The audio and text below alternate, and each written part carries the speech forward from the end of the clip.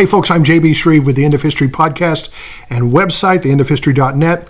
Today, I want to jump into the idea of Christian nationalism, what it is, what it's not, and why it's extremely dangerous. Now, I'm saying this as a Bible-believing, faith-based, uber-committed follower of Christ, okay? And I'm putting this video out there because, frankly, it's needed. On the one hand, you've got a lot of mainstream media that labels just about any sign of faith in politics or belief in Christian history within America as Christian nationalism, and that's wrong. That's hard wrong. Then on the other hand, you have really committed believers, people I know, who are aligning themselves explicitly with Christian nationalists and nationalism in this very polarized age of politics.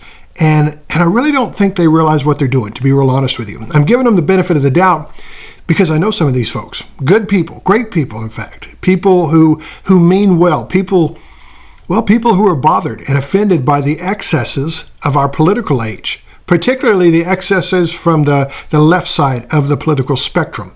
I get where they're coming from. I truly do. But when they align themselves with Christian nationalism, they're giving their support to something very wicked, even if on the surface it seems like it agrees with them and their beliefs. So I want to explore all of this in these. We're going to do a 3-video series here. In these videos, this idea of Christian nationalism.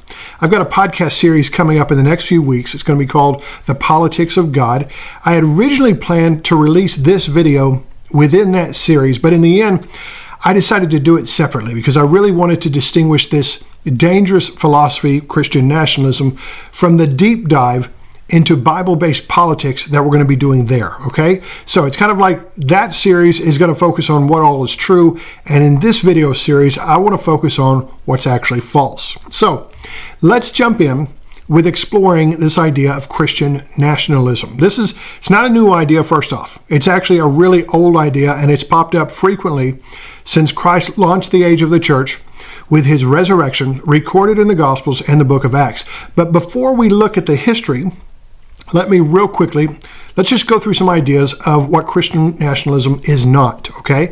Christian nationalism is not political leaders and figures holding personal religious convictions and utilizing those convictions in the guidance of their conscience, in the guidance of their activities, including political activities.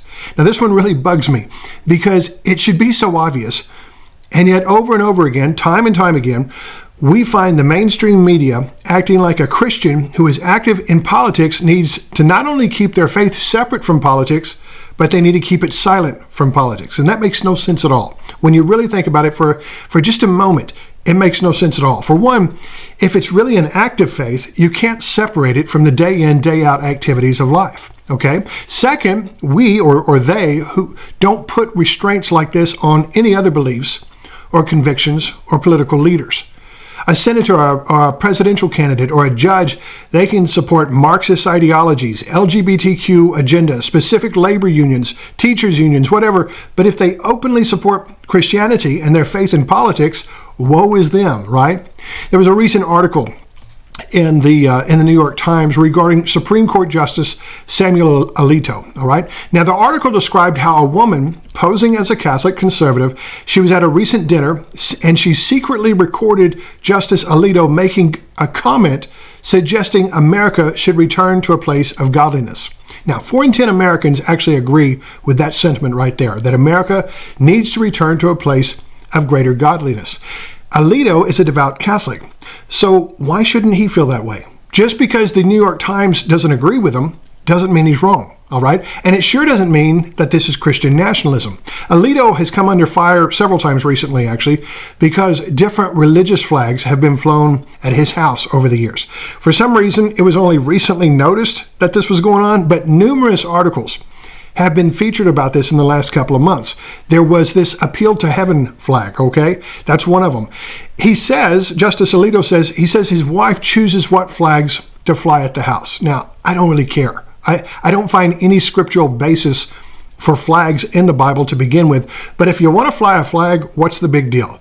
People post political flags and slogans all the time. Why can't a political leader post their own religious slogans? Well, they can't, according to critics, because it's an expression of their faith. That's Christian that's Christian nationalism. That's what they say anyway. It's not, all right? That's very different. It's kind of crazy to me that a Supreme Court justice comes under fire for flying a faith-based flag, but former President Obama lit up the whole White House in the colors of the rainbow after the same Supreme Court legalized gay marriage in 2015. To think that only one of those is seen as radical or extreme, it's really kind of missing the point. To think that only one of these is supporting or opposing Christian faith is also kind of missing the point there. Another thing that is not Christian nationalism is the belief that America has a unique Christian history and heritage. This is one I see a lot on social media among well-meaning Christians and their friends, okay? They'll post a link from some famous picture or famous figure in American history in which that figure from history is clearly referencing America's Christian heritage. Then my well-meaning friend will suggest that this proves Christian nationalism is a good thing. Well, it doesn't do that because that's not what Christian nationalism actually is. I think to pretend that America doesn't have a distinct Christian history, it's really to blind your eyes to a lot of that history, a lot of American history, from the earliest settlers to the Revolutionary period, up through the Civil War, and on it goes. Christian leaders and thinkers were very open, very public about their faith as they engaged politically with the nation. America was not a Christian nation. No nation is a Christian nation, okay? That's the basics of it. But there were obviously Christian men and women who settled, who established, who built the American nation. And their faith was definitively part of the motivations that moved them. All right, that's very clear. There's often a lot of controversy over what a guy like George Washington did or didn't say when it comes to America and religion. But if you ever read his farewell address from 1796, it's pretty difficult to hide the fact that he referred quite heavily to the idea of faith when it came to this new American nation. Let's look at this. This is George Washington from his farewell address. Of all the dispositions and habits which lead to political prosperity, religion and morality are indispensable supports. In vain would that man claim the tribute of patriotism who should labor to subvert these great pillars of human happiness, these firmest props of the duties of men and citizens. The mere politician, equally with the pious man, ought to respect and to cherish them. A volume could not trace all their connections with private and public felicity. Okay, it's a little verbose, I guess you could say it, but it's pretty obvious that he's pro-faith there, and he's linking faith with civics, right? How about this from John Adams? He says, "Our Constitution was made only for a religious people. It is wholly inadequate to the government of any other." Pretty blatant there. And then here's this from Abraham Lincoln, one of my favorites. "In regard to this great book, I have but to say it is the best gift God has given to man." He's referring to the Bible. "All the good the Savior gave to the world was communicated through this book. But for it we could not know right from wrong. All things most desirable for man's welfare here and hereafter are to be found portrayed in it." In the 1830s, there was this Frenchman by the name of Alexis de Tocqueville, okay? Now, he traveled across America to examine and consider what made the American country so unique. He saw a definitive link, de Tocqueville, he recognized this, a definitive link between American liberty and American faith. Now, this is an outsider, clearly and famously noting the unique Christian heritage in the American experiment. This is what he says. "America is still the place where the Christian religion has kept the greatest real power over men's souls, and nothing better demonstrates how useful and natural it is to man, since the country where it now has widest sway is both the most enlightened and the freest." The fact that faith played a significant role in the lives and thoughts of the people who built America, it's just plainly obvious. This wasn't 100% across the board. I'm not saying that. There were other people whose faith played it played a far smaller role in their lives. There's like Thomas Paine, Benjamin Franklin. There were others.